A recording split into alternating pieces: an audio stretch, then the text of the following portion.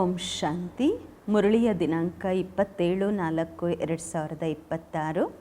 ಪ್ರಾತಃ ಮುರಳಿ ಬಾಪ್ದಾದ ಮಧುಬನ.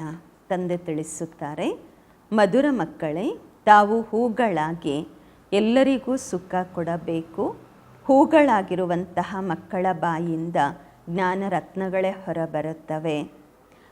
ಪ್ರಶ್ನೆ: ಹೂಗಳಾಗುವಂತಹ ಮಕ್ಕಳ ಪ್ರತಿಯಾಗಿ ಭಗವಂತನ ಯಾವ ಅಂತಹ ಶಿಕ್ಷಣವಿದೆ, ಅದರಿಂದ ಅವರು ಸದಾ ಸುಗಂಧಭರಿತರಾಗಿ ಇರುತ್ತಾರೆ? ಉತ್ತರ: ನನ್ನ ಹೂಗಳಾಗಿರುವ ಮಕ್ಕಳೇ, ನೀವು ನಿಮ್ಮ ಆಂತರಿಕದಲ್ಲಿ ನೋಡಿಕೊಳ್ಳಿ. ನನ್ನ ಆಂತರಿಕದಲ್ಲಿ ಯಾವುದೇ ಆಸುರಿ ಅವಗುಣ ರೂಪಿ ಎಂಬ ಮುಳ್ಳಿಲ್ಲವಾ? ಒಂದು ವೇಳೆ ಆಂತರಿಕದಲ್ಲಿ ಯಾವುದೇ ಮುಳ್ಳಿತ್ತೆಂದರೆ ಹೇಗೆ ಬೇರೆಯವರ ಅವಗುಣಗಳ ಜೊತೆ ತಿರಸ್ಕಾರ ಬರುತ್ತದೆ, ಹಾಗೆ ತಮ್ಮ ಆಸುರಿ ಅವಗುಣಗಳ ಜೊತೆಯಲ್ಲೂ ತಿರಸ್ಕಾರ ಮಾಡಿ. ಆಗ ಮುಳ್ಳುಗಳು ನಿಮ್ಮಿಂದ ದೂರವಾಗುತ್ತವೆ, ಅಂದರೆ ಅವಗುಣಗಳು ಬಿಟ್ಟು ಹೋಗುತ್ತವೆ. ತಮ್ಮನ್ನು ತಾವು ನೋಡಿಕೊಳ್ಳುತ್ತಾ ಇರಿ. ಮನಸ್ಸ ವಾಚ ಕರ್ಮಣ ಅಂತಹ ಯಾವುದೇ ವಿಕರ್ಮ ಆಗ್ತಾ ಇಲ್ವಾ? ಅದರ ಶಿಕ್ಷೆಯನ್ನು ಭೋಗಿಸಬೇಕಾಗತ್ತೆ. ಅಂತಹ ವಿಕರ್ಮ ಮಾಡುತ್ತಾ ಇಲ್ವಾ ನೋಡ್ಕೋಬೇಕು ತಮ್ಮನ್ನು ತಾವು. ಓಂ ಶಾಂತಿ. ಆತ್ಮಿಕ ಮಕ್ಕಳ ಪ್ರತಿ ಆತ್ಮಿಕ ತಂದೆ ಕುಳಿತು ತಿಳಿಸುತ್ತಾರೆ, ಈ ಸಮಯದಲ್ಲಿ ಈ ರಾವಣ ರಾಜ್ಯವಿರುವ ಕಾರಣ ಮನುಷ್ಯರೆಲ್ಲರೂ ದೇಹಾಭಿಮಾನಿಗಳಾಗಿದ್ದಾರೆ. ಆದ್ದರಿಂದ ಇದಕ್ಕೆ ಮುಳ್ಳುಗಳ ಕಾಡು ಎಂದು ಹೇಳಲಾಗುವುದು. ಇದನ್ನು ಯಾರು ತಿಳಿಸುತ್ತಿದ್ದಾರೆ? ಬೇಹದ್ದಿನ ತಂದೆ. ಈಗ ಮುಳ್ಳುಗಳನ್ನು ಹೂಗಳನ್ನಾಗಿ ಮಾಡುತ್ತಿದ್ದಾರೆ. ಅಲ್ಲಲ್ಲಿ ಮಾಯೆ ಆ ರೀತಿ ಇದೆ. ಹೂಗಳಾಗುತ್ತಾ ಆಗುತ್ತಾ ಕೆಲವರು ತಕ್ಷಣ ಮುಳ್ಳುಗಳಾಗ್ಬಿಡುತ್ತಾರೆ. ಮಾಯೆ ಮುಳ್ಳುಗಳನ್ನಾಗಿ ಮಾಡುತ್ತದೆ. ಇದಕ್ಕೆ ಹೇಳಲಾಗುತ್ತೆ ಮುಳ್ಳುಗಳ ಕಾಡೆಂದು. ಇದರಲ್ಲಿ ಅನೇಕ ಪ್ರಕಾರದ ಪ್ರಾಣಿಗಳಂತಹ ಮನುಷ್ಯರು ಇದ್ದಾರೆ. ಇರೋದು ಮನುಷ್ಯರೇ, ಆದರೆ ಪರಸ್ಪರದಲ್ಲಿ ಪ್ರಾಣಿಗಳಂತೆ ಜಗಳ ಕಲಹ ಮಾಡಿಕೊಳ್ತಿರ್ತಾರೆ.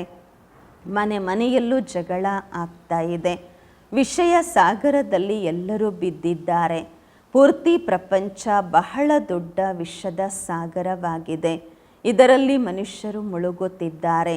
ಇದಕ್ಕೆ ಪತಿತ ಭ್ರಷ್ಟಾಚಾರಿ ಪ್ರಪಂಚ ಎಂದು ಹೇಳಲಾಗುವುದು. ಈಗ ತಾವು ಮುಳ್ಳುಗಳಿಂದ ಹೂಗಳಾಗುತ್ತಿದ್ದೀರಾ. ತಂದೆಗೆ ಹೂತೋಟದ ಮಾಲೀಕ ಎಂದು ಹೇಳಲಾಗುವುದು. ತಂದೆ ಕುಳಿತು ತಿಳಿಸುತ್ತಾರೆ, ಗೀತೆಯಲ್ಲಿದೆ ಜ್ಞಾನದ ಮಾತುಗಳು. ಮತ್ತು ಮನುಷ್ಯರ ನಡತೆ ನೋಡಿ ಹೇಗಿದೆ, ಭಾಗವತದಲ್ಲಿ ವರ್ಣನೆ ಇದೆ. ಅದೆಲ್ಲವೂ ಏನೇನೆಲ್ಲ ಮಾತುಗಳನ್ನು ಬರೆದಿದ್ದಾರೆ. ಸತ್ಯಯುಗದಲ್ಲಿ ಆ ರೀತಿ ಹೇಳೋದಿಲ್ಲ. ಸತ್ಯಯುಗ ಇರುವುದೇ ಹೂಗಳ ತೋಟ. ಈಗ ತಾವು ಹೂಗಳಾಗುತ್ತಿದ್ದೀರಾ. ಹೂಗಳಾಗಿ ನಂತರ ಮುಳ್ಳುಗಳಾಗ್ಬಿಡುತ್ತೀರ ದ್ವಾಪರದಿಂದ. ಇಂದು ಅಂದರೆ ಈ ಸಂಗಮಯುಗದಲ್ಲೂ ಕೆಲವರು ಹೂಗಳಿರ್ತಾರೆ, ಹೂಗಳಾಗ್ತಾ ಆಗ್ತಾ ಮುಳ್ಳುಗಳಾಗ್ಬಿಡುತ್ತಾರೆ. ಇವತ್ತು ತುಂಬ ಚೆನ್ನಾಗಿ ನಡವಳಿಕೆ ಇರುತ್ತೆ, ತುಂಬ ಚೆನ್ನಾಗಿ ನಡೀತಿರ್ತಾರೆ. ಮತ್ತು ಮಾಯೆಯ ಬಿರುಗಾಳಿ ಬರುತ್ತೆ. ಕುಳಿತುಕೊಂಡಿದ್ದಂತೆಯೇ ಮಾಯೆ ಏನು ಸ್ಥಿತಿ ಮಾಡಿಬಿಡತ್ತೆ. ಬಾಬಾ ಹೇಳುತ್ತಲೇ ಇರುತ್ತಾರೆ, ನಾನು ನಿಮ್ಮನ್ನು ವಿಶ್ವಕ್ಕೆ ಮಾಲೀಕರನ್ನಾಗಿ ಮಾಡುತ್ತೇನೆ ಎಂದು. ಭಾರತವಾಸಿಗಳಿಗೆ ಹೇಳುತ್ತಾರೆ, ನೀವು ವಿಶ್ವಕ್ಕೆ ಮಾಲೀಕರಾಗಿದ್ದೀರಿ. ಇದು ನೆನ್ನೆಯ ಮಾತಾಗಿದೆ. ಲಕ್ಷ್ಮೀನಾರಾಯಣರ ರಾಜ್ಯವಿತ್ತು. ವಜ್ರ ವೈಡೂರ್ಯಗಳ ಮಹಲುಗಳಿತ್ತು. ಅದಕ್ಕೆ ಹೇಳಲಾಗುವುದು ಗಾರ್ಡನ್ ಆಫ್ ಅಲ್ಲಾಹ, ಭಗವಂತನ ಹೂತೋಟ. ಕಾಡು ಇಲ್ಲಿದೆ, ಮತ್ತು ತೋಟವೂ ಸಹ ಇಲ್ಲೇ ಆಗುತ್ತೆ ಅಲ್ವಾ? ಭಾರತ ಸ್ವರ್ಗವಾಗಿತ್ತು, ಅದರಲ್ಲಿ ಹೂಗಳೇ ಹೂಗಳು. ಎಲ್ಲರೂ ದೇವತೆಗಳಾಗಿದ್ದರು. ತಂದೆಯೇ ಹೂಗಳ ತೋಟವನ್ನು ಮಾಡುತ್ತಾರೆ. ಹೂಗಳಾಗುತ್ತಾ ಆಗುತ್ತಾ ಕೆಲವರು ಸಂಘದೋಷದಲ್ಲಿ ಬಂದು ಕೆಟ್ಟು ಹೋಗುತ್ತಾರೆ. ಬಾಬಾ, ನಾವು ವಿವಾಹ ಮಾಡಿಕೊಳ್ಳುತ್ತೇವೆ ಎಂದು ಹೇಳುತ್ತಾರೆ. ಮಾಯೆಯ ಆಡಂಬರ ನೋಡ್ತಾರೆ ಅಲ್ವಾ? ಇಲ್ಲಂತೂ ಬಿಲ್ಕುಲ್ ಶಾಂತಿ ಇದೆ. ಪ್ರಪಂಚ ಪೂರ್ತಿ ಕಾಡಾಗಿದೆ. ಕಾಡಿಗೆ ಅವಶ್ಯವಾಗಿ ಬೆಂಕಿ ಬೀಳತ್ತೆ. ಅಂದಾಗ ಕಾಡಿನಲ್ಲಿ ಇರುವಂತಹವರು ಕೂಡ ಸಮಾಪ್ತಿಯಾಗ್ತಾರೆ. ಅದೇ ಬೆಂಕಿ ಬೀಳತ್ತೆ. ಏನೋ 5000 ವರ್ಷಗಳಿಗೆ ಮೊದಲು ಬಿದ್ದಿತ್ತು. ಇದರ ಹೆಸರೇ ಆಗಿದೆ ಮಹಾಭಾರತ ಯುದ್ಧ. ಆಟಮಿಕ್ ಬಾಂಬ್ಸಿನ ಯುದ್ಧವಂತೂ ಮೊದಲು ಯಾದವರಿಗೆ ಆಗತ್ತೆ ಅಲ್ವಾ, ಯಾದವರು ಹಾಕ್ಕೊಳ್ತಾರೆ. ಅದರ ಗಾಯನವೂ ಇದೆ. ಸೈನ್ಸಿಂದ ಮಿಸೈಲ್ಸ್ ತಯಾರು ಮಾಡ್ತಾರೆ. ಶಾಸ್ತ್ರಗಳಲ್ಲಂತೂ ಬಹಳಷ್ಟು ಕಥೆಗಳನ್ನು ಬರೆದಿದ್ದಾರೆ. ತಂದೆ ಮಕ್ಕಳಿಗೆ ತಿಳಿಸುತ್ತಾರೆ. ಅಂತಹ ಅಂದರೆ ಹೊಟ್ಟೆಯಿಂದ ಏನೋ ಅದು ಮಿಸೈಲ್ಸು ಅಂಥದ್ದೆಲ್ಲ ಏನು ಬರೋದಿಲ್ಲ ಹೇಳ್ತಾರಲ್ವ, ಹೊಟ್ಟೆಯಿಂದ ಒನಕೆ ಬಂತು ಅದೆಲ್ಲ. ಆದರೆ ಯಾದವರು ತಯಾರು ಮಾಡ್ತಾರೆ. ವಿಜ್ಞಾನಿಗಳು ಮಿಸೈಲ್ಸ್, ಅಣುಬಾಂಬ್ಸ್ ಎಲ್ಲ ತಯಾರು ಮಾಡ್ತಾರೆ. ಈಗ ತಾವು ನೋಡುತ್ತಿದ್ದೀರಾ ಸೈನ್ಸ್ ಮೂಲಕ ಎಷ್ಟೆಲ್ಲ ಬಾಂಬ್ಸನ್ನು ತಯಾರು ಮಾಡುತ್ತಿದ್ದಾರೆ. ಕೇವಲ 2 ಬಾಂಬ್ ಹಾಕಿದ್ದಾರೆ ಅಂದರೆ ಎಷ್ಟು ನಗರಕ್ಕೆ ನಗರವೇ ಸಮಾಪ್ತಿಯಾಗುವುದು, ಎಷ್ಟು ಜನ ಸಾಯ್ತಾರೆ, ಲಕ್ಷಾಂತರ ಜನ ಸಾಯಬಹುದು. ಅಂತಹ ಪವರ್ಫುಲ್ ಮಿಸೈಲ್ಸನ್ನು, ಆಟಮಿಕ್ ಬಾಂಬ್ಸ್ ಎಲ್ಲ ತಯಾರು ಮಾಡಿದ್ದಾರೆ. ಈಗ ಇಷ್ಟು ದೊಡ್ಡ ಕಾಡಲ್ಲಿ ಕೋಟ್ಯಾಂತರ ಮನುಷ್ಯರಿದ್ದಾರೆ.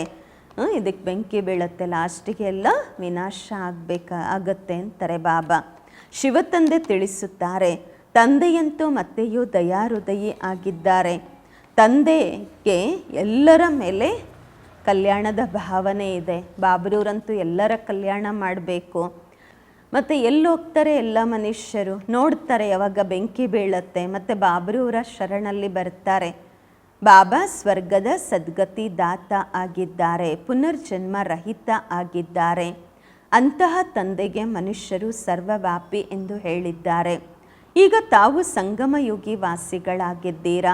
ತಮ್ಮ ಬುದ್ಧಿಯಲ್ಲಿ ಪೂರ್ತಿ ಜ್ಞಾನವಿದೆ. ಮಿತ್ರ ಸಂಬಂಧಿಕರ ಜೊತೆ ಸಂಬಂಧವನ್ನು ನಿಭಾಯಿಸಬೇಕು. ಅವರಲ್ಲಿ ಆಸುರಿ ಗುಣಗಳಿರುತ್ತೆ, ನಿಮ್ಮಲ್ಲಿ ದೈವಿ ಗುಣಗಳಿರುತ್ತೆ. ಆದರೂ ಸಂಬಂಧ ನಿಭಾಯಿಸಬೇಕು. ಆದರೆ ಸಂಘದೋಷದಲ್ಲಿ ಬರಬಾರದು. ನಿಮ್ಮ ಕೆಲಸವಾಗಿದೆ ಬೇರೆಯವರಿಗೂ ಸಹ ಇದನ್ನು ಕಲಿಸುವುದು. ಮಂತ್ರ ಕೊಡುತ್ತಾ ಇರಿ. ಪ್ರದರ್ಶನಿಯ ಮೂಲಕ ತಾವೆಷ್ಟು ತಿಳಿಸುತ್ತೀರಾ. ಭಾರತವಾಸಿಗಳದು 84 ಜನ್ಮ ಪೂರ್ಣವಾಗಿದೆ. ಈಗ ತಂದೆ ಬಂದಿದ್ದಾರೆ ಮನುಷ್ಯರಿಂದ ದೇವತೆಗಳನ್ನಾಗಿ ಮಾಡಲು. ಅಂದರೆ ಅರ್ಥ, ನರಕವಾಸಿ ಮನುಷ್ಯರನ್ನು ಸ್ವರ್ಗವಾಸಿಗಳನ್ನಾಗಿ ಮಾಡುತ್ತಾರೆ. ದೇವತೆಗಳು ಸ್ವರ್ಗದಲ್ಲಿ ಇರುತ್ತಾರೆ. ಈಗ ತಮ್ಮನ್ನು ತಾವು ಅಸುರಿ ಗುಣಗಳಿಂದ ದೂರ ಮಾಡಿಕೊಳ್ತೀರಾ. ಅಸುರಿ ಗುಣಗಳು ನೋಡಿದ್ರೆ ತಿರಸ್ಕಾರ ಬರುತ್ತೆ. ತಮ್ಮನ್ನು ತಾವು ನೋಡಿಕೊಳ್ಳಬೇಕು. ನಾನು ದೈವಿ ಗುಣವುಳ್ಳಂತಹ ದೇವತೆಯಾಗಿದ್ದೇನೆಯ, ನನ್ನಲ್ಲಿ ಯಾವುದೇ ಆಸುರಿ ಗುಣ ಇಲ್ವಾ? ಮನಸ್ಸ ವಾಚ ಕರ್ಮಣ ನಾನು ಯಾವುದೇ ಅಂತಹ ಕರ್ಮ ಮಾಡುತ್ತಾ ಇಲ್ವಾ? ಅದು ಅಸುರಿ ಕೆಲಸ ಆಗುವ ಹಾಗೆ ನಾನು ಮುಳ್ಳುಗಳನ್ನು ಹೂಗಳನ್ನಾಗಿ ಮಾಡುವ ವ್ಯಾಪಾರವನ್ನು ಮಾಡುತ್ತಾ ಇದ್ದೀನಾ ಅಥವಾ ಇಲ್ವಾ? ಇದೆಲ್ಲ ತಮ್ಮಲ್ಲಿ ತಾವು ನೋಡಿಕೊಳ್ಳಬೇಕು. ಬಾಬಾರವರು ಹುತ್ತೋಟದ ಮಾಲೀಕ ಆಗಿದ್ದಾರೆ. ತಾವು ಬ್ರಹ್ಮ ಕುಮಾರ ಕುಮಾರಿಯರೂ ಸಹ ಮಾಲಿ ಆಗಿದ್ದೀರಾ, ಸಂಪಾಲನೆ ಮಾಡುವವರು. ವಿಧ ವಿಧವಾದ ಮಾಲಿ ಇರ್ತಾರೆ ಅಲ್ವಾ. ಕೆಲವರಂತೂ ತುಂಬ ಅನಾಡಿ ಇರ್ತಾರೆ, ಯಾರನ್ನು ತಮ್ಮ ಸಮಾನ ಮಾಡಿಕೊಳ್ಳೋದೇ ಇಲ್ಲ. ಪ್ರದರ್ಶನಿಯಲ್ಲಿ ಬಾಬ್ರೂರಂತೂ ಹುತ್ತೋಟದ ಮಾಲೀಕ ಅಂತೂ ಹೋಗೋದಿಲ್ಲ. ಮಾಲಿಗಳು ನೀವು ಹೋಗ್ತೀರಾ, ಸಂಪಾಲನೆ ಮಾಡುವವರು ಹೋಗ್ತೀರಾ. ಮಾಲಿಯೂ ಕೂಡ ಶಿವ ತಂದೆಯ ಜೊತೆ ಇರುವವರು. ಆದ್ದರಿಂದ ಇವರು ಕೂಡ ಅಂದರೆ ಬ್ರಹ್ಮ ಬಾಬನೂ ಕೂಡ ಎಲ್ಲ ಕಡೆ ಹೋಗೋದಿಲ್ಲ ಅಲ್ವಾ. ನಾವು ಮಕ್ಕಳೇ ಜ್ಞಾನ ಕೊಡಬೇಕಾಗತ್ತೆ ಎಲ್ಲ ಕಡೆ ಓಡಾಡಿ. ತಾವು ಮಾಲಿಗಳು ಹೋಗ್ತೀರಾ ಸರ್ವಿಸ್ ಮಾಡಲಿಕ್ಕೋಸ್ಕರ. ಒಳ್ಳೊಳ್ಳೆಯ ಮಾಲಿಗಳನ್ನು ಕರೀತಾರೆ ಸಂದೇಶ ಕೊಡಲಿಕ್ಕೋಸ್ಕರ. ಬಾಬಾ ಹೇಳ್ತಾರೆ, ಆ ನಾಡಿಯನ್ನು ಅಂದರೆ ಯಾರು ಸ್ವಯಂ ರೆಡಿ ಇಲ್ಲ, ಬೇರೆಯವರನ್ನು ಮಕ್ಕಳನ್ನು ಬಾಬನ ಮಕ್ಕಳನ್ನಾಗಿ ತಯಾರು ಮಾಡೋದಿಲ್ಲ, ಅವರನ್ನು ಕರಿಬೇಡಿ. ಬಾಬರವರು ಹೆಸರನ್ನು ಹೇಳುವುದಿಲ್ಲ. 3rd ಕ್ಲಾಸ್ ಮಾಲಿಗಳು ಸಹ ಇದ್ದಾರೆ ಅಲ್ವಾ ಅಂತಾರೆ ಬಾಬಾ. ಭಾಗವಾನ್ ಪ್ರಿಯ ಯಾರು ಒಳ್ಳೆ ಸರ್ವಿಸ್ ಮಾಡುವ ಮಕ್ಕಳಿರ್ತಾರೆ, ಒಳ್ಳೊಳ್ಳೆ ಹೂಗಳನ್ನಾಗಿ ಮಾಡಿ ತೋರಿಸ್ತಾರೆ, ಅಂತಹ ಮಕ್ಕಳನ್ನು ಬಾಬಾ ಇಷ್ಟಪಡ್ತಾರೆ, ಪ್ರೀತಿ ಮಾಡ್ತಾರೆ. ಅಂತಹ ಮಕ್ಕಳ ಮೇಲೆ ಬಾಬ್ರೂರು ಖುಷಿ ಪಡ್ತಾರೆ. ಬಾಯಿಂದ ಸದಾ ಜ್ಞಾನ ರತ್ನಗಳೇ ಹೊರಬರಬೇಕು. ಕೆಲವರಂತೂ ರತ್ನಗಳಿಗೆ ಬದಲಾಗಿ ಕಲ್ಲುಗಳಂತಹ ಮಾತುಗಳನ್ನೇ ಮಾತಾಡ್ತಿರ್ತಾರೆ. ಸೊ ಬಾಬಾ ಏನು ಹೇಳ್ತಾರೆ, ಶಿವನ ಮೇಲೆ ಎಕ್ಕದ ಹೂಗಳನ್ನು ಹಾಕ್ತಾರೆ ಅಲ್ವಾ. ಎಕ್ಕದ ಹೂಗಳು, ತುಂಬೆ ಹೂಗಳು ಅವನ್ನು ಹಾಕ್ತಾರೆ ಅಲ್ವಾ. ಇನ್ನು ಕೆಲವರು ಎಂತೆಂತಹ ಹೂಗಳನ್ನು ಶಿವನ ಮೇಲೆ ಹಾಕ್ತಾರೆ. ನಡತೆ ನೋಡಿ ಹೇಗಿರುತ್ತೆ. ಕಾಂಟೆ ಬಿ ಚढ़ते हैं ಚढ़कर फिर ಜಂಗಲ್ ಮೇ ಚಲೆ ಜಾತೆ ಅಂತಾರೆ ಬಾಬಾ. ಮುಳ್ಳುಗಳಂತಹ ಮಕ್ಕಳು ಬಾಬನ ಮಕ್ಕಳಾಗ್ತಾರೆ, ಮತ್ತು ಬಾಬ್ರವರ ಕೈಯನ್ನು ಬಿಟ್ಟು ಆ ಪ್ರಪಂಚದಲ್ಲಿ ಹೊರಟು ಹೋಗ್ತಾರೆ. ಸತೋ ಪ್ರಧಾನರಾಗುವ ಬದಲಾಗಿ ಮತ್ತಷ್ಟು ತಮೋ ಪ್ರಧಾನರಾಗುತ್ತಾರೆ. ಅವರ ಗತಿ ಏನಾಗತ್ತೆ ಅಂತಾರೆ ಬಾಬಾ. ಬಾಬಾ ಹೇಳ್ತಾರೆ, ನಾನು ಒಬ್ಬರೇ ನಿಷ್ಕಾಮಿಯಾಗಿದ್ದೇನೆ, ಮತ್ತು ಎರಡನೆಯದಾಗಿ ಪರೋಪಕಾರಿಯಾಗಿದ್ದೇನೆ. ಬಾಬಾ ಹೇಳ್ತಾರೆ, ನಾನು ನಿಷ್ಕಾಮಿಯಾಗಿದ್ದೇನೆ, ಪರೋಪಕಾರಿಯಾಗಿದ್ದೇನೆ, ಪರ ಉಪಕಾರ ಮಾಡುತ್ತೇನೆ ಭಾರತವಾಸಿಗಳ ಮೇಲೆ. ಮತ್ತು ನನ್ನ ನಿಂದನೆಯನ್ನೇ ಮಾಡ್ತಾರೆ ಅಂತಾರೆ ಬಾಬಾ. ನಾನು ಭಾರತವಾಸಿಗಳಿಗೆ ಅಷ್ಟು ಪರೋಪಕಾರ ಮಾಡಿದ್ರೂ ಕೂಡ ಬಾಬ್ರವರು ಹೇಳ್ತಾರೆ ನಿಂದನೆ ಮಾಡ್ತಾರೆ. ಮತ್ತೆಯೂ ಕೂಡ ನಾನು ಈ ಸಮಯದಲ್ಲಿ ಬಂದು ಸ್ವರ್ಗದ ಸ್ಥಾಪನೆ ಮಾಡುತ್ತಿದ್ದೇನೆ. ಕೆಲವರಿಗೆ ಯಾರಿಗಾದ್ರೂ ಹೇಳಿ ನಡೀರಿ ಸ್ವರ್ಗಕ್ಕೆ ಅಂತ ಹೇಳ್ತಾರೆ. ಸ್ವರ್ಗದಲ್ಲಿ ನಾವು ಏನು ಮಾಡೋದು, ಸ್ವರ್ಗ ಅಂತೂ ಇಲ್ಲೇ ಇದೆ, ನಾವು ಇಲ್ಲೇ ಇದ್ದೀವಿ ಸ್ವರ್ಗದಲ್ಲಿ ಅಂತಾರೆ. ಅರೇ ಸ್ವರ್ಗ ಇರುತ್ತೆ ಸತ್ಯಯುಗದಲ್ಲಿ, ಕಲಿಯುಗದಲ್ಲಿ ಮತ್ತೆ ಸ್ವರ್ಗ ಎಲ್ಲಿಂದ ಬಂತು? ಕಲಿಯುಗಕ್ಕೆ ಹೇಳಲಾಗತ್ತೆ ನರಕ ಎಂದು. ಹಳೆಯ ತಮೋಪ್ರಧಾನ ಪ್ರಪಂಚ ಇದು. ಮನುಷ್ಯರಿಗೆ ಗೊತ್ತೇ ಇಲ್ಲ ಸ್ವರ್ಗ ಎಲ್ಲಿರುತ್ತೆ ಎಂದು. ಸ್ವರ್ಗ ಆಕಾಶದಲ್ಲಿದೆ ಎಂದು ತಿಳ್ಕೊಳ್ತಾರೆ. ದೆಲ್ವಾಡ ಮಂದಿರದಲ್ಲಿಯೂ ಸಹ ಸ್ವರ್ಗ ಮೇಲೆ ತೋರಿಸ್ತಾರೆ. ಕೆಳಗೆ ತಪಸ್ ಮಾಡ್ತಾ ಇರುವ ರೂಪವನ್ನು ತೋರಿಸಿದ್ದಾರೆ ಅಂದಾಗ ಮನುಷ್ಯರು ಅದಕ್ಕಾಗಿ ಹೇಳುತ್ತಾರೆ, ಇಂತಹವರು ಸ್ವರ್ಗಕ್ಕೆ ಹೋದ್ರು, ಅಂದರೆ ಯಾರಾದರೂ ಶರೀರ ಬಿಟ್ಟರೆ ಸ್ವರ್ಗಕ್ಕೆ ಹೋದರು ಅಂತ ಹೇಳ್ತಾರೆ. ಸ್ವರ್ಗ ಎಲ್ಲಿದೆ? ಎಲ್ಲರಿಗೋಸ್ಕರ ಹೇಳಿಬಿಡ್ತಾರೆ ಸ್ವರ್ಗವಾಸಿಗಳಾದರು ಅಂತ. ಆದರೆ ಇದಂತೂ ವಿಷಯ ಸಾಗರವಾಗಿದೆ, ಕ್ಷೀರ ಸಾಗರ ಎಂದು ವಿಷ್ಣುಪುರಿಗೆ ಹೇಳಲಾಗುವುದು. ಅವರು ಮತ್ತೆ ಪೂಜೆಗೋಸ್ಕರ ಒಂದು ದೊಡ್ಡ ತಲಾಬ್ ಮಾಡಿಕೊಂಡಿರ್ತಾರೆ, ಅದರಲ್ಲಿ ವಿಷ್ಣುವನ್ನು ಕೂರಿಸ್ತಾರೆ. ಈಗ ತಾವು ಮಕ್ಕಳು ಸ್ವರ್ಗದಲ್ಲಿ ಹೋಗಲು ತಯಾರಿ ಮಾಡಿಕೊಳ್ಳುತ್ತಿದ್ದೀರಾ. ಅಲ್ಲಿ ಹಾಲಿನ ನದಿಗಳಿರುತ್ತವೆ. ಈಗ ತಾವು ಮಕ್ಕಳು ಹೂಗಳಾಗುತ್ತೀರಾ. ಈ ರೀತಿ ಯಾರ ನಡತೆಯು ಎಂದಿಗೂ ಇರಬಾರ್ದು. ಯಾರು ಹೇಳಬಾರ್ದು ಇವರೇನಪ್ಪ ಮುಳ್ಳುಗಳಾಗಿದ್ದಾರೆ, ಇವರು ಎಂಥ ಕೆಟ್ಟ ನಡತೆ ನಡೀತಾರೆ, ಮುಳ್ಳುಗಳಂತೆ ಇದ್ದಾರೆ ಅಂತ ಯಾರು ಹೇಳಬಾರ್ದು. ಸದಾ ಹೂಗಳಾಗುವ ಪುರುಷಾರ್ಥ ಮಾಡುತ್ತಾ ಇರಿ. ಮಾಯೆ ಮುಳ್ಳನ್ನಾಗಿ ಮಾಡುತ್ತದೆ. ಆದ್ದರಿಂದ ತಮ್ಮನ್ನು ತಾವು ಬಹಳ ಬಹಳ ಸಂಭಾಲನೆ ಮಾಡಿಕೊಳ್ಳಬೇಕು. ಬಾಬಾ ಹೇಳ್ತಾರೆ, ಗೃಹಸ್ಥ ವ್ಯವಹಾರದಲ್ಲಿ ಇರುತ್ತಾ ಕಮಲ ಪುಷ್ಪದ ಸಮಾನ ಪವಿತ್ರರಾಗಬೇಕು. ಹೂತೋಟದ ಮಾಲೀಕ ತಂದೆ ಮುಳ್ಳುಗಳಿಂದ ಹೂಗಳನ್ನಾಗಿ ಮಾಡಲು ಬಂದಿದ್ದಾರೆ. ನೋಡಿಕೊಳ್ಳಬೇಕು, ನಾವು ಹೂಗಳಾಗಿದ್ದೇವೆಯಾ? ಹೂಗಳಾಗಿರುವಂತಹ ಮಕ್ಕಳನ್ನು ಸರ್ವಿಸ್ಗಾಗಿ ಅಲ್ಲಿ ಇಲ್ಲಿ ಕರೀತಾರೆ. ಬಾಬಾರವರು ಗುಲಾಬಿಯಂತಹ ಮಕ್ಕಳನ್ನು, ಹೂಗಳನ್ನು ಕಳುಹಿಸುತ್ತಾರೆ ಸೇವೆಗಾಗಿ. ಕಾಣಿಸುತ್ತೆ ಅಲ್ವಾ ಯಾರು ಎಂತಹ ಹೂವಾಗಿದ್ದಾರೆ ಎಂದು. ತಂದೆ ಹೇಳುತ್ತಾರೆ, ನಾನು ಬಂದಿದ್ದೇನೆ ನಿಮಗೆ ರಾಜಯೋಗವನ್ನು ಕಲಿಸಲು. ಇದಾಗಿದೆ ಸತ್ಯನಾರಾಯಣನ ಕತೆ. ಸತ್ಯ ಪ್ರಜೆಗಳ ಕತೆ ಅಲ್ಲ, ಸತ್ಯನಾರಾಯಣನ ಕತೆ. ರಾಜ ರಾಣಿ ಆದಾಗ ಪ್ರಜೆಗಳು ಬರ್ತಾರೆ, ತಯಾರಾಗ್ತಾರೆ ಎಂಬುದು ಅಂಡರ್ಸ್ಟುಡ್ಡು. ಈಗ ತಾವು ತಿಳಿದುಕೊಂಡಿದ್ದೀರಾ, ರಾಜ ರಾಣಿ ಪ್ರಜೆ ಹೇಗೆ ನಂಬರ್ ವಾರ್ ಆಗಿ ತಯಾರಾಗುತ್ತಾರೆ. ಕೆಲವರು ಬಡ ಮಕ್ಕಳು, ಅವ್ರ ಹತ್ರ 2 ರೂಪಾಯಿ 5 ರೂಪಾಯಿ ಸಹ ಉಳಿಯೋದಿಲ್ಲ. ಅವರೇನು ಕೊಡ್ತಾರೆ ಪಾಪ, ಅವರಿಗೆ ಅಷ್ಟೇ ಸಿಗತ್ತೆ. ಎಷ್ಟು ಸಾವಿರಾರು ರೂಪಾಯಿಗಳನ್ನು ಕೊಡ್ತಾರೆ ಅಲ್ವಾ. ಜಾಸ್ತಿ ಕೊಟ್ಟು ಜಾಸ್ತಿ ಸಂಪಾದನೆ ಮಾಡಿಕೊಳ್ತಾರೆ. ಸೊ ಯಾರು 2 ರೂಪಾಯಿ 5 ರೂಪಾಯಿ ಬಾಬನ ಯಜ್ಞದಲ್ಲಿ ಕೊಡ್ತಾರೆ, ಅವ್ರಿಗೂ ಸಹ ಅಷ್ಟೇ ಪ್ರಾಪ್ತಿಯಾಗತ್ತೆ. ಎಲ್ಲದಕ್ಕಿಂತ ಜಾಸ್ತಿ ಭಾರತ ಬಡ ದೇಶವಾಗಿದೆ. ಯಾರಿಗೂ ನೆನಪೇ ಇಲ್ಲ ನಾವು ಭಾರತವಾಸಿಗಳು ಸ್ವರ್ಗವಾಸಿಗಳಾಗಿದ್ದೇವೆಂದು. ದೇವತೆಗಳ ಮಹಿಮೆ ಗಾಯನ ಮಾಡುತ್ತಾರೆ, ಆದರೆ ತಿಳಿದುಕೊಳ್ಳುವುದಿಲ್ಲ. ಹೇಗೆ ಕಪ್ಪೆ ಟ್ರಾ ಟ್ರಾ ಮಾಡ್ತಾ ಇರತ್ತೆ, ಒಳ್ಳೆಯ ಶಬ್ದ ಎಷ್ಟು ಮಧುರವಾಗಿರುತ್ತೆ, ಬುಲ್ಬುಲ್ ಇರುತ್ತೆ, ಅದೆಷ್ಟು ಮಧುರ ಶಬ್ದ ಇರುತ್ತೆ, ಏನೂ ಅರ್ಥ ಗೊತ್ತಿರೋದಿಲ್ಲ. ಈ ಕಾಲದ ಹಾಡಾಡುವಂತಹವರು ಎಷ್ಟು ಜನ ಇದ್ದಾರೆ, ಮಾತೆಯರು ಕೂಡ ಎಷ್ಟು ಜನ ತಯಾರಾಗಿದ್ದಾರೆ. ಗೀತೆಯಿಂದ ಯಾವ ಧರ್ಮ ಸ್ಥಾಪನೆಯಾಯಿತು ಏನೂ ತಿಳ್ಕೊಂಡೇ ಇಲ್ಲ. ಸ್ವಲ್ಪ ರಿದ್ದಿ ಸಿದ್ದಿ ಯಾರಾದರೂ ತೋರಿಸ್ಬಿಟ್ರೆ ಅಷ್ಟೇ ತಿಳ್ಕೊಂಬಿಡ್ತಾರೆ ಇವರೇ ಭಗವಂತ ಎಂದು. ಗಾಯನವೂ ಇದೆ, ಪತಿತ ಪಾವನ ಶುಭಾಬರವ್ರಿಗೋಸ್ಕರ ಗಾಯನ ಇರುವಂಥದ್ದು. ಅಂದಾಗ ಇವರು ಪತಿತರಲ್ವಾ? ಬಾಬಾ ಹೇಳ್ತಾರೆ ವಿಕಾರದಲ್ಲಿ ಹೋಗುವುದು ನಂಬರ್ 1 ಪತಿತತನವಾಗಿದೆ.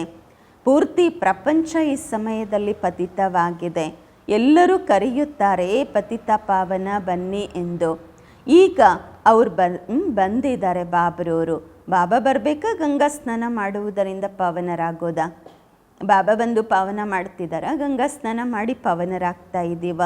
ಬಾಬರವರು ಮನುಷ್ಯರಿಂದ ದೇವತೆಗಳನ್ನಾಗಿ ಮಾಡಲು ಎಷ್ಟು ಪರಿಶ್ರಮ ಪಡಬೇಕಾಗ್ತಿದೆ. ಬಾಬಾ ಹೇಳುತ್ತಾರೆ ನನ್ನನ್ನು ನೆನಪು ಮಾಡುವುದರಿಂದ ನೀವು ಮುಳ್ಳುಗಳಿಂದ ಹೂಗಳಾಗುತ್ತೀರಾ. ಬಾಯಿಂದ ಎಂದಿಗೂ ಕಲ್ಲುಗಳಂತಹ ಮಾತುಗಳನ್ನು ಮಾತನಾಡಬೇಡಿ, ಹೂಗಳಾಗಿರಿ. ಇದು ವಿದ್ಯಾಭ್ಯಾಸವಾಗಿದೆ. ನಡೆಯುತ್ತಾ ಕೆಲವರ ಮೇಲೆ ಗ್ರಹಚಾರ ಕುಳಿತುಕೊಳ್ಳುತ್ತೆ. ಆಗ ಫೇಲ್ ಆಗ್ತಾರೆ. ಫುಲ್ ಇಂದ ಹೋಪ್ಲೆಸ್ ಆಗಿಬಿಡ್ತಾರೆ. ಮತ್ತೆ ಹೇಳ್ತಾರೆ ನಾವು ಬಾಬರವ್ರ ಹತ್ರ ಹೋಗಬೇಕು ಎಂದು. ಇಂದ್ರ ಸಭೆಯಲ್ಲಿ ಕೆಟ್ಟವರು ಬಂದು ಕುಳಿತುಕೊಳ್ಳಲಾಗುವುದಿಲ್ಲ. ಇದು ಇಂದ್ರ ಸಭೆಯಾಗಿದೆ ಅಲ್ವಾ? ಯಾರು ಬ್ರಾಹ್ಮಣಿಯರು ಅಂತಹ ಪತಿತರನ್ನು ಈ ಇಂದ್ರ ಸಭೆಯಲ್ಲಿ ಕರೆದುಕೊಂಡು ಬರುತ್ತಾರೆ. ಅವರ ಮೇಲೆ ಬಹಳ ದೊಡ್ಡ ಜವಾಬ್ದಾರಿ ಇರುತ್ತೆ. ಬಿಕೆಸ್ನ ಏನು ಬಾಬನ ಮಿಲನಕ್ಕೆ ಅಂತ ಕರ್ಕೊಂಡು ಹೋಗ್ಲಾಗತ್ತೆ. ಟೀಚರ್ಸ್ ಅಕ್ಕಂದಿರು ನಿಮಿತ್ತರು ಬಹಳ ದೊಡ್ಡ ಜವಾಬ್ದಾರಿ ಇರುತ್ತೆ. ಯಾರನ್ನ ಕರ್ಕೊಂಡು ಹೋಗಬೇಕು, ಯಾರನ್ನ ಕರ್ಕೊಂಡು ಹೋಗಬಾರ್ದು. ಸೊ ಅದೆಲ್ಲ ನಿಯಮಗಳಂತೆ ನಡೀತಾ ಇರುವಂಥವ್ರನ್ನಷ್ಟೇ ಕರ್ಕೊಂಡು ಹೋಗಬೇಕಾಗತ್ತೆ ಮಿಲನಕ್ಕೆ. ವಿಕಾರದಲ್ಲಿ ಹೋದರು, ಬಾಬನ ಹತ್ರ ಹೋಗಿ ಬಂದು ಮತ್ತೆ ವಿಕಾರದಲ್ಲಿ ಹೋದರು ಅಂದರೆ ಬ್ರಾಹ್ಮಣಿಯರ ಮೇಲೆ ಹೊರೆ ಆಗುವುದು. ಆದ್ದರಿಂದ ಸಂಭಾಲನೆ ಮಾಡಿಕೊಂಡು ಯಾರನ್ನಾದರೂ ಕರ್ಕೊಂಡು ಬರಬೇಕು ಮಧುಬನಕ್ಕೆ, ಬಾಬಾ ಮಿಲನಕ್ಕೆ. ಮುಂದೆ ಹೋಗ್ತಾ ತಾವು ನೋಡ್ತೀರಾ ಸಾಧು ಸಂತರು ಎಲ್ಲರೂ ಲೈನಲ್ಲಿ ನಿಂತ್ಕೊಳ್ತಾರೆ ಬಾಬನ ಹತ್ರ ಬರಲಿಕ್ಕೆ. ಭೀಷ್ಮ ಪಿತಾಮಹನ ಹೆಸರು ಇದೆ ಅಲ್ವಾ? ಮಕ್ಕಳು ಬಹಳ ದೊಡ್ಡ ವಿಶಾಲ ಬುದ್ಧಿ ಉಳ್ಳವರಾಗಬೇಕು.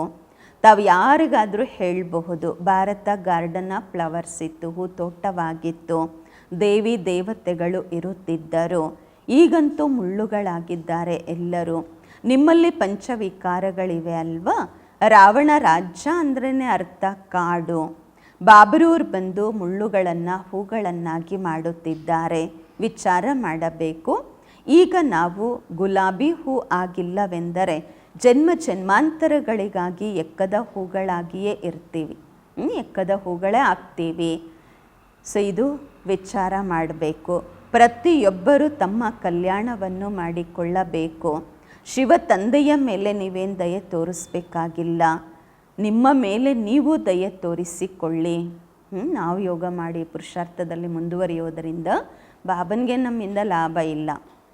ಬಾಬಾ ಹೇಳ್ತಾರೆ ನನ್ನ ಮೇಲೆ ನೀವು ದಯೆ ತೋರಿಸ್ಬೇಕಾಗಿಲ್ಲ, ನಿಮ್ಮ ಮೇಲೆ ನೀವು ದಯೆ ತೋರಿಸ್ಕೊಳ್ಳಿ. ಈಗ ಶ್ರೀಮತದಂತೆ ನಡೆಯಿರಿ. ತೋಟದಲ್ಲಿ ಕೆಲವರು ಹೋಗ್ತಾರೆ, ಸುಗಂಧ ಭರಿತ ಹೂಗಳನ್ನೇ ನೋಡ್ತಾರಲ್ವ. ಯಾರು ತೋಟದಲ್ಲಿ ಹೋದರೆ ಒಳ್ಳೆ ಹೂಗಳನ್ನೇ ನೋಡ್ತಾರೆ, ಎಕ್ಕದ ಹೂಗಳನ್ನು ನೋಡೋದಿಲ್ಲ. ಫ್ಲವರ್ ಶೋ ಇರುತ್ತೆ ಅಲ್ವಾ? ಇದು ಸಹ ಫ್ಲವರ್ ಶೋ ಆಗಿದೆ. ದೊಡ್ಡ ಇನಾಮ್ ಸಿಗತ್ತೆ. ಬಹಳ ಫಸ್ಟ್ ಕ್ಲಾಸ್ ಹೂಗಳಾಗಬೇಕು. ಬಹಳ ಮಧುರ ನಡತೆ ಇರಬೇಕು. ಕ್ರೋಧಿಗಳ ಜೊತೆ ಬಹಳ ನಮ್ರಚಿತ್ತರಾಗಿ ನಡೆದುಕೊಳ್ಳಬೇಕು. ನಾವು ಶ್ರೀಮತದಂತೆ ಪವಿತ್ರರಾಗಿ ಪವಿತ್ರ ಪ್ರಪಂಚ ಸ್ವರ್ಗಕ್ಕೆ ಮಾಲೀಕರಾಗಲು ಬಯಸುತ್ತೇವೆ. ಯುಕ್ತಿಗಳಂತೂ ಬಹಳ ಇದೆ. ಮಾತೆಯರಲ್ಲಿ ಸ್ತ್ರೀಯ ಚರಿತ್ರೆ ಬಹಳ ಇರುತ್ತೆ ಅಂತಾರೆ ಬಾಬಾ. ಚತುರತೆಯಿಂದ ಪವಿತ್ರವಾಗಿರಲಿಕ್ಕೆ ಪುರುಷಾರ್ಥ ಮಾಡಬೇಕು. ತಾವು ಹೇಳಬಹುದು ಭಗವಾನು ವಾಚ ಆಗಿದೆ ಕಾಮ ಮಹಾಶತ್ರು. ಪವಿತ್ರರಾದಾಗ ಸತೋ ಪ್ರಧಾನರಾಗ್ತೀರಾ, ಇದು ಭಗವಂತ ಹೇಳಿದ್ದಾರೆ. ಅಂದಾಗ ಏನು ನಾವು ಭಗವಂತನ ಮಾತನ್ನು ಒಪ್ಪಲ್ವಾ? ಈ ರೀತಿ ಯುಕ್ತಿಯಿಂದ ತಮ್ಮನ್ನು ತಾವು ರಕ್ಷಿಸಿಕೊಳ್ಳಬೇಕು. ವಿಶ್ವಕ್ಕೆ ಮಾಲೀಕರಾಗಲು ಸ್ವಲ್ಪ ಸಹನೆ ಮಾಡಿಕೊಳ್ಳಬೇಕಾಗಿ ಬರ್ಬೋದು. ಸ್ವಲ್ಪ ಸಹನೆ ಮಾಡ್ಕೊಳ್ಬೇಕಾಗಿ ಬಂದರೂ ಮಾಡ್ಕೊಳ್ಬೇಕು. ನಿಮಗೋಸ್ಕರ ನೀವು ಮಾಡ್ಕೊಳ್ತಿದ್ದೀರಾ ಅಲ್ವಾ? ರಾಜ್ಯ ಪದವಿಗೋಸ್ಕರ ನೋಡಿ, ಅವರು ರಾಜ್ಯಕ್ಕೋಸ್ಕರ ಎಷ್ಟು ಯುದ್ಧ ಮಾಡ್ತಾರೆ. ನೀವು ನಿಮಗೋಸ್ಕರ ಎಲ್ಲ ಮಾಡ್ಕೊಳ್ತಿದ್ದೀರಾ. ಪುರುಷಾರ್ಥ ಮಾಡಬೇಕು. ತಂದೆಯನ್ನು ಮರೆಯುವುದರಿಂದಲೇ ಬೀಳುತ್ತೀರಾ, ಮತ್ತು ನಾಚಿಕೆ ಆಗತ್ತೆ. ದೇವತೆಗಳು ಹೇಗಾಗೋದು? ಒಳ್ಳೆಯದು. ಮಧುರಾತಿ ಮಧುರ ಅಗಲಿ ಹೋಗಿ ಮರಳಿ ಸಿಕ್ಕಿರುವ ಮಕ್ಕಳ ಪ್ರತಿಯಾಗಿ ಮಾತ್ಪಿತಾ ಬಾಪ್ದಾದರವರ ನೆನಪು ಪ್ರೀತಿ ಬೆಳಗಿನ ವಂದನೆಗಳು. ಆತ್ಮಿಕ ಮಕ್ಕಳಿಗೆ ಆತ್ಮಿಕ ತಂದೆಯ ನಮಸ್ಕಾರಗಳು. ನಾವು ಆತ್ಮಿಕ ಮಕ್ಕಳಿಂದ ಆತ್ಮಿಕ ಮಾತ್ಪಿತಾ ಬಾಪ್ದಾದರವರಿಗೆ ನೆನಪು ಪ್ರೀತಿ ಬೆಳಗಿನ ವಂದನೆಗಳು ಹಾಗೂ ನಮಸ್ಕಾರಗಳು. ಧಾರಣೆಗಾಗಿ ಮುಖ್ಯ ಸಾರ. ಫಸ್ಟ್ ಪಾಯಿಂಟು, ಮಾಯೆಯ ಗ್ರಹಚಾರದಿಂದ ಬಚಾವಾಗಿರಲು ಬಾಯಿಂದ ಸದಾ ಜ್ಞಾನ ರತ್ನಗಳನ್ನೇ ಮಾತನಾಡಬೇಕು. ಸಂಘದೋಷದಿಂದ ತಮ್ಮನ್ನು ತಾವು ಸಂಭಾಲನೆ ಮಾಡಿ ಇಟ್ಟುಕೊಳ್ಳಬೇಕು. ಎರಡನೇ ಪಾಯಿಂಟು, ಸುಗಂಧಭರಿತ ಹೂಗಳಾಗಲು ಅವಗುಣಗಳನ್ನು ತೆಗೆದುಹಾಕುತ್ತಾ ಹೋಗಬೇಕು. ಶ್ರೀಮತದಂತೆ ಬಹಳ ಬಹಳ ನಮ್ರರಾಗಬೇಕು. ಕಾಮ ಮಹಾಶತ್ರುವಿನ ಜೊತೆ ಎಂದಿಗೂ ಸೋಲಬಾರದು. ಯುಕ್ತಿಯಿಂದ ಸ್ವಯಂವನ್ನು ರಕ್ಷಿಸಿಕೊಳ್ಳಬೇಕು. ವರದಾನ: ಶಕ್ತಿಗಳನ್ನು ಚಮತ್ಕಾರಕ್ಕೆ ಬದಲಾಗಿ ಕರ್ತವ್ಯವೆಂದು ತಿಳಿದು ಪ್ರಯೋಗ ಮಾಡುವಂತಹ ಪೂಜೆಗೆ ಮತ್ತು ಗಾಯನಕ್ಕೆ ಯೋಗ್ಯರಾಗಿರಿ. ಪೂಜನ ಮತ್ತು ಗಾಯನ ಯೋಗ್ಯರಾಗಿರಿ. ವರದಾನದ ವಿಶ್ಲೇಷಣೆ: ನೆನಪಿನ ಮೂಲಕ ಏನೆಲ್ಲ ಶಕ್ತಿಗಳ ಪ್ರಾಪ್ತಿಯಾಗುತ್ತದೆ ಅದನ್ನು ಚಮತ್ಕಾರವೆಂದು ತಿಳಿದು ಪ್ರಯೋಗಿಸಬೇಡಿ, ಆದರೆ ಕರ್ತವ್ಯವೆಂದು ತಿಳಿದು ಕಾರ್ಯದಲ್ಲಿ ತೊಡಗಿಸಬೇಕು. ಆ ಮನುಷ್ಯರ ಬಳಿ ರಿದ್ಧಿ ಸಿದ್ಧಿಯ ಚಮತ್ಕಾರವಿರುತ್ತದೆ, ಆದರೆ ನಿಮ್ಮ ಬಳಿ ಶ್ರೀಮತವಿದೆ. ಶ್ರೀಮತದಿಂದ ಅವಶ್ಯವಾಗಿ ಶಕ್ತಿಗಳು ಬರುತ್ತವೆ. ಆದ್ದರಿಂದ ಸಂಕಲ್ಪದಿಂದ ಕರ್ತವ್ಯ ಸಿದ್ಧವಾಗುವುದು. ಸಂಕಲ್ಪದಿಂದ ಯಾವುದೇ ಕಾರ್ಯದ ಪ್ರೇರಣೆ ಯಾರಿಗಾದರೂ ನೀವು ಪ್ರೇರಣೆ ಕೊಡ್ಬೋದು. ಸಂಕಲ್ಪದಿಂದ ಯಾರಿಗೂ ಆದರೂ ಕಾರ್ಯದ ಪ್ರೇರಣೆ ಕೊಡಬಹುದು. ಇದು ಸಹ ಶಕ್ತಿಯಾಗಿದೆ. ಆದರೆ ಶ್ರೀಮತದಲ್ಲಿ ಯಾವಾಗ ತಮ್ಮ ಮನ್ಮತ ಮಿಕ್ಸ್ ಆಗುತ್ತೆ ಆವಾಗ ವ್ಯತ್ಯಾಸ ಆಗತ್ತೆ. ಯಾವಾಗ ಶ್ರೀಮತದಲ್ಲಿ ತಮ್ಮ ಮನ್ಮತ ಮಿಕ್ಸ್ ಆಗೋದಿಲ್ಲ ಆಗ ಗಾಯನ ಮತ್ತು ಪೂಜೆಗೆ ಯೋಗ್ಯರಾಗುತ್ತೀರಾ. ಸ್ಲೋಗನ್: ಯಾವುದೇ ಪ್ರಕಾರದ ಅಲ್ಚಲಲ್ಲಿ ದಿಲ್ ಶಿಕಸ್ತಾಗುವ ಬದಲಾಗಿ ದೊಡ್ಡ ಹೃದಯವುಳ್ಳವರಾಗಿರಿ. ಅವ್ಯಕ್ತ ಇಶಾರೆ: ಮಹಾನರಾಗಲು ಮಧುರತೆ ಮತ್ತು ನಮ್ರತೆಯ ಗುಣವನ್ನು ಧಾರಣೆ ಮಾಡಿಕೊಳ್ಳಿ. ಯಾರು ಸರಳ ಚಿತ್ತರಾಗಿರುತ್ತಾರೆ ಅವರೇ ಮಧುರತಾ ಸಂಪನ್ನ ಗುಣವುಳ್ಳವರಾಗಿರುತ್ತಾರೆ. ಮಧುರತೆಯ ಗುಣವಿದಿಂದ ಸಂಪನ್ನರಾಗಿರುತ್ತಾರೆ. ಅವರೇ ಸದಾ ಹರ್ಷಿತರಾಗಿ ಇರುತ್ತಾರೆ. ಹರ್ಷಿತ ಚಿತ್ತರಂತೂ ಎಲ್ಲರಿಗೂ ಆಕರ್ಷಿತ ಮಾಡುತ್ತಾರೆ. ಹರ್ಷಿತತೆಯ ಅರ್ಥವೇ ಆಗಿದೆ ಅತೀಂದ್ರಿಯ ಸುಖದಲ್ಲಿ ತೂಗಾಡುವುದು. ಜ್ಞಾನದ ಸ್ಮರಣೆ ಮಾಡುತ್ತಾ ಅವ್ಯಕ್ತ ಸ್ಥಿತಿಯ ಅನುಭವ ಮಾಡುತ್ತಾ ಅತೀಂದ್ರಿಯ ಸುಖದಲ್ಲಿ ತೂಗಾಡುತ್ತಾ ಇರಬೇಕು. ಇದಕ್ಕೆ ಹೇಳಲಾಗುವುದು ಹರ್ಷಿತ ಎಂದು. ಈ ರೀತಿ ಯಾರು ಹರ್ಷಿತರಾಗಿರುತ್ತಾರೆ ಅವರೇ ಆಕರ್ಷಿತ ಮಾಡುತ್ತಾರೆ. ಓಂ ಶಾಂತಿ.